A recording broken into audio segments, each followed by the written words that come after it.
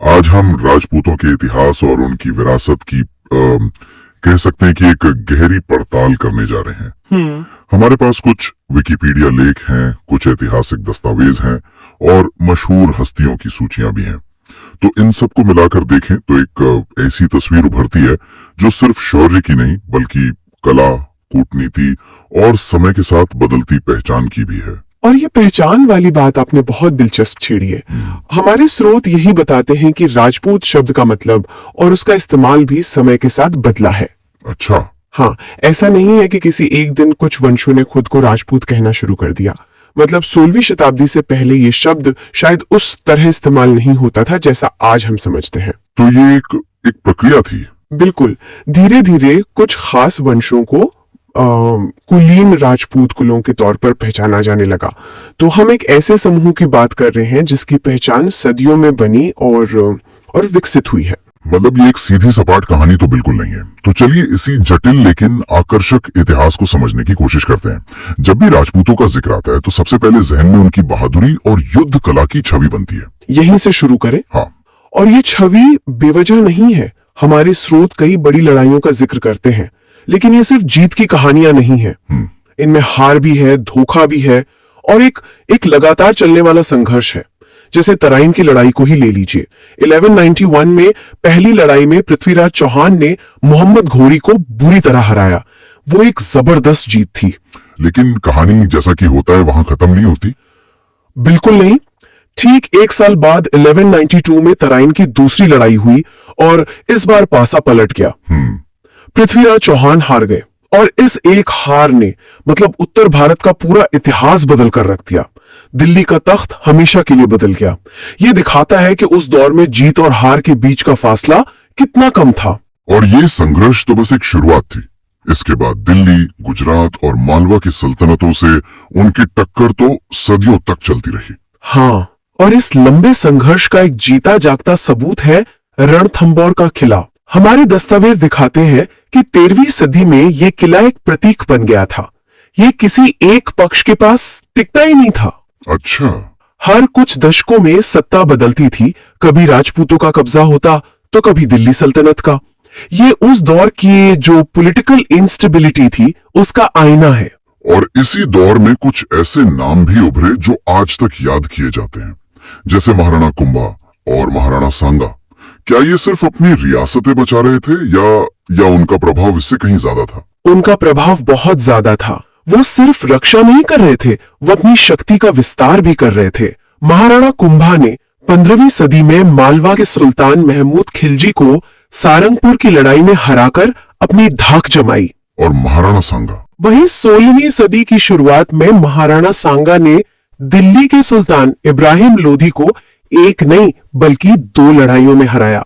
बाबर के आने के बाद उन्होंने मुगलों का भी सामना किया। यह दिखाता है कि वो अपने क्षेत्र के सबसे शक्तिशाली शासकों में से थे। मुगलों का जिक्र आया तो ये सवाल उठता है कि राजपूतों और मुगलों की कहानी का मतलब क्या सिर्फ हल्दी घाटी का युद्ध है? हमारे जहन में तो सबसे पहले यही तस्वीर आती है। लेकिन स्रोत बताते हैं कि यह तस्वीर का सिर्फ एक हिस्सा है। तो क्या ये टकराव और सहयोग की एक उलझी हुई कहानी है? इसे कैसे समझा जाए? और यही मतलब हमारे स्रोतों का सबसे बड़ा निचोड़ है। राजपूतों की मुगलों के साथ कहानी किसी एक चीज की नहीं है, ना सिर्फ प्रतिरोध की, ना सिर्फ सहयोग की। तो फिर किस चीज की है? ये अस्तित्व, महत्वाकांक्षा और व्यवहारिकता की कहानी है। एक ही समय में एक राजपूत राजा अपनी आजादी के लिए लड़ रहा था तो दूसरा मुगल साम्राज्य का सबसे बड़ा सेनापति बनकर अपनी शक्ति बढ़ा रहा था। ये विरोधाभास ही उस दौर की सच्चाई है। इसका सबसे बड़ा उदाहरण तो शायद महाराणा प्रताप और राजा मानसिंह ही है। बिल्कुल। एक तरफ मेवाड़ के महाराणा प्रताप हैं जिन्होंने अकबर की अधीनता स्वीकार करने से साफ इनकार कर दिया। 1576 का हल्दी घाटी का युद्ध उनके इसी प्रतिरोध का प्रतीक है। वो जानते थे कि उनकी सेना बहुत छोटी है, फिर भी वो झुके नहीं। लेकिन जिससे वो लड़ रहे थे यानी अकबर के सेनापति राजा मानसिंह, वो खुद आमिर के एक राजपूत राजा थे। ये बात आज भी बहुतों को हैरान करती है ना? यही तो इस रिश्ते की पहेली है। आमेर के राजा भारमल और उनके बाद राजा मानसिंह जैसे शासकों ने एक अलग रास्ता चुना। उन्होंने मुगलों के साथ वैवाहिक और राजनीतिक गठबंधन किए। और इसका नतीजा क्या हुआ? नतीजा ये हुआ कि राजा मानसिंह अकबर के नवरत्नों में शामिल हुए और मुगल साम्राज्य के सबसे भरोसेमंद और ताकतवर जनरलों में से एक बने। तो एक ही समय में मेवाड़ प्रतिरोध कर रहा था और आमेर सहयोग कर रहा था। मतलब एक ही समुदाय के दो राजा बिल्कुल अलग रणनीतियां अपना रहे थे। हाँ, दोनों अपनी अपनी रियासत के भविष्य को सुरक्षित करने की कोशिश कर रहे थे, बस रास्ते अलग थे। ये तो आज के जियोपॉलिटिकल अलायंसेस जैसा ही जटिल लगता है। सही बात है। और ये पैटर्न बाद में भी जारी रहा। जब औरंगजेब ने मारवाड़ पर सीधा मुगल नियंत्रण स्थापित करने की कोशिश की तो दुर्गादास राठौड़ ने लगभग 30 साल तक एक जबरदस्त संघर्ष किया। उन्होंने मारवाड़ की स्वतंत्रता को बनाए रखा। तो ये दिखाता है कि ये रिश्ता किसी एक ढर्रे पर नहीं चला। बिल्कुल, जैसा राजा और जैसा समय वैसा ही उनका मुगलों के साथ समीकरण बदलता गया। ये जानना हैरान करने वाला है कि लगातार चल रहे इन युद्धों और राजनीतिक उठापटक के बीच भी कला और संस्कृति का एक सुनहरा दौर चल रहा था। जिन हाथों ने तलवारें थामी थी वही हाथ विशाल किलों और अद्भुत मंदिरों का निर्माण भी करवा रहे थे। हाँ, और दिलचस्प बात यह है कि ये किले सिर्फ ईंट पत्थर के ढांचे नहीं है। हमारे स्रोत इन्हें शक्ति के केंद्र के रूप में दिखाते हैं, जहां से सिर्फ सेना ही नहीं बल्कि कला, व्यापार, न्याय सब नियंत्रित होता था। ये सिर्फ सुरक्षा की इमारतें नहीं, सभ्यता के गढ़ थे। जैसे चित्तौड़गढ़ का किला, उसका नाम आते ही बलिदान की कहानियां याद आ जाती हैं। चित्तौड़गढ़ सिर्फ एक किला नहीं है, वो एक प्रतीक है, राजपूत शौर्य और जौहर की कहानियों का प्रतीक। जौहर? वो प्रथा जहां राजपूत महिलाएं दुश्मन के हाथों में पड़ने से बचने के लिए सामूहिक आत्मदाह कर लेती थीं। इसके अलावा आप देखें तो जोधपुर का मेहरानगढ़ और कुंभलगढ़ जैसे किले तो वो इंजीनियरिंग के कमाल हैं। कहते हैं कुंभलगढ़ की दीवार चीन की महान दीवार के बाद दुनिया की दूसरी सबसे लंबी दीवार है। अरे वाह! और वास्तुकला सिर्फ किलों तक ही सीमित नहीं थी, सही कहा? नहीं, बिल्कुल नहीं। चंदेल शासकों द्वारा बनवाए गए खजुराहो के मंदिर इसका बेहतरीन उदाहरण है। उनकी मूर्ति कला इतनी जीवंत और अद्भुत है कि आज भी दुनिया भर के लोग उसे देखने आते हैं। ये दिखाता है कि उनकी कलात्मक दृष्टि कितनी कितनी परिष्कृत थी। किलों और मंदिरों से थोड़ा अंदर चलते हैं। महलों की दीवारों पर राजपूत चित्रकला की अपनी एक अलग ही दुनिया है। एक बेहद खूबसूरत और रंगीन दुनिया। इसे मोटे तौर पर दो शैलियों में बांटा जा सकता है, राजस्थानी और पहाड़ी। राजस्थानी शैली मेवाड़, किशनगढ़, बीकानेर जैसी रियासतों में पनपी, जबकि पहाड़ी शैली कांगड़ा और गुलेर जैसे पहाड़ी राज्यों में विकसित हुई।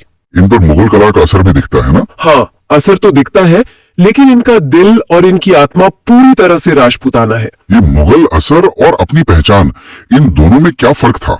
मतलब देखकर कैसे पता चलता है कि ये एक राजपूत पेंटिंग है? देखिए, मुगलों से उन्होंने बारीकी और यथार्थवाद सीखा, लेकिन राजपूत चित्रकला की पहचान उसकी भावनात्मकता और रंगों के इस्तेमाल में है। जैसे मेवाड़ शैली में चटक और गहरे रंगों का इस्तेमाल होता है। लाल, पीला, नीला, ये रंग भावनाओं की तीव्रता को दिखाते हैं। चटक रंग मतलब लाल और पीले जैसे।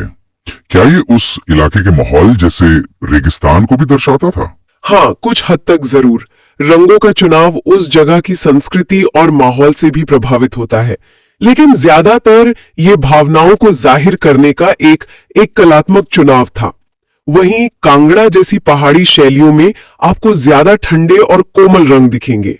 वो एक शांत और काव्यात्मक माहौल बनाते हैं। और इन पेंटिंग्स में दिखाया क्या जाता था? मतलब विषय क्या होते थे इनके? ज्यादातर विषय धार्मिक और साहित्यिक होते थे। कृष्ण लीला, जो भागवत पुराण पर आधारित थी, वो सबसे पसंदीदा विषय थी। अच्छा।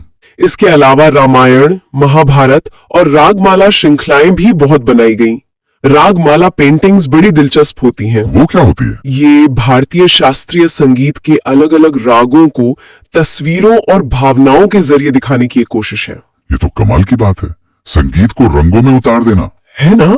लेकिन शायद सबसे मशहूर उदाहरण है किशनगढ़ शैली की बड़ी ठणी पेंटिंग, जिसे कलाकार निहाल चंद ने बनाया था। हाँ, वो तो मैंने देखी है। उसे राधा के रूप में चित्रित किया गया है और उसकी खास शैली, जैसे झुकी हुई आंखें और नुकीली ठोड़ी, उसे भारतीय कला का एक आइकॉन बनाती है। पहाड़ी चित्रकला में पंडित स्यो और उनके बेटियों मानकू और नेंसुव का काम तो बेमिसाल है। नैनसुख ने अपने संरक्षक राजा बलवंत सिंह के जीवन का इतना निजी और सजीव चित्रण किया है कि वो महज दरबारी कला न रहकर एक व्यक्तिगत दस्तावेज बन जाती है। तो एक तरफ ये राजपूत शासक अपनी कला और संस्कृति को नई ऊंचाइयों पर ले जा रहे थे, लेकिन फिर इतिहास ने एक बड़ी करवट ली। अंग्रेज आ गए। इस नई शक्ति के आने से इन राजाओं की दुनिया, उनकी शक्ति और उनकी पहचान पर क्या असर पड़ा, खासकर 1857 के विद्रोह के दौरान। 1857 में राजस्थान की तस्वीर बहुत उलझी हुई थी। एक तरफ नसीराबाद और नीमच जैसी छावनियों में भारतीय सैनिकों ने विद्रोह कर दिया और चलो दिल्ली मारो फिरंगी के नारे के साथ दिल्ली की ओर चल पड़े। और इन्हें कुछ स्थानीय नेताओं का साथ भी मिला था शायद। हाँ बिल्कुल। आउवा के ठाकुर कुशाल सिंह चंपावत ने अंग्रेजों के खिलाफ विद्रोहियों का नेतृत्व किया। उन्होंने जोधपुर रियासत और अंग्रेजों की मिलीजुली सेना को हराया। चेलावास के युद्ध को तो आज भी राजस्थान के लोकगीतों में काले गोरों का युद्ध कहकर याद किया जाता है। अच्छा।